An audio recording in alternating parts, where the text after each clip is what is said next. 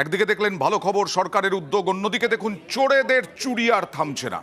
নদী থেকে দেদার চুরি হয়ে যাচ্ছে পলি, আর সেই পলি দিয়ে, পলি মাটি দিয়ে ইট ভাটায় নিয়ে যাওয়া হচ্ছে ইট তৈরির জন্য। ভাবতে পারেন, আমরা এই সমস্ত চুরি দেখাই প্রশাসনের নজরে আনার জন্য কুলতলিতে।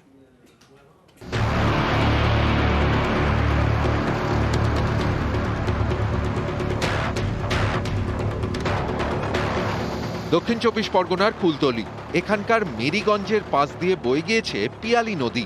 এই নদীরই পলি চুরি হচ্ছে।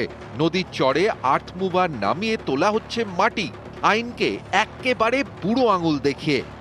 কতদিন এরকম মাটি কাটা চলছে? এই তো সবে দুদিন হলো। এটা নদী, মাটি কাটছেন, পারমিশন করেননি? পারমিশন ভাড়া মালিক জানে।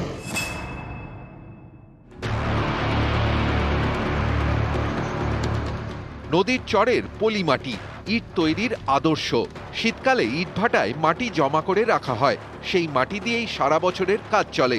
কিন্তু নদী থেকে কি ইচ্ছে মতো পলি মাটি তুলে নেওয়া যায়? এ নিয়ে ইটভাটার মালিকের গলায় আজব যুক্তি। পারমিশন বলতে আমাদের তো পঞ্চায়েত পারমিশন আছে, বিডিও পারমিশন আছে, ডিসিআর কাটা আছে। নদী গর্ভ বলতে ব্যাপারটা হচ্ছে ওটা তো চড়া পড়ে গেছে, বরং কেটে নিচ্ছে, মনে হচ্ছে ওটা আরো জল নিষ্কাশনের সুবিধা হবে। নদীর চর থেকে মাটি চুরি হচ্ছে, নদীর গতিপথ বদলে যাচ্ছে, পরিবেশের ভারসাম্য হারাচ্ছে। এ নিয়ে শাসক তৃণমূলের বিরুদ্ধে সুর চড়িয়েছে বিরোধী সিপিআইএম। পিয়ালি নদীর মাটি যাচ্ছে তৃণমূলদের ইউনিয়ন, তারা তাদের ভাটায় নিয়ে যাচ্ছে, ইন্ডিয়া ভাটায়। বিএলআর কোথায়, বিডিও কোথায়, দেখতে পাচ্ছে না? যারা নদী বিক্রি করছে তাদের বিরুদ্ধে আইনত ব্যবস্থা নেওয়া হোক। না, এই খবরটা আপাতত আমার কাছে ছিল না, আপনার থেকে আমি সবে জানলাম। যদি অবৈধভাবে কেউ ইরিগেশন দপ্তরের মাটি যদি কেউ নিয়ে যায়, এটা আইনত দণ্ডনীয় অপরাধ এবং বেআইনি।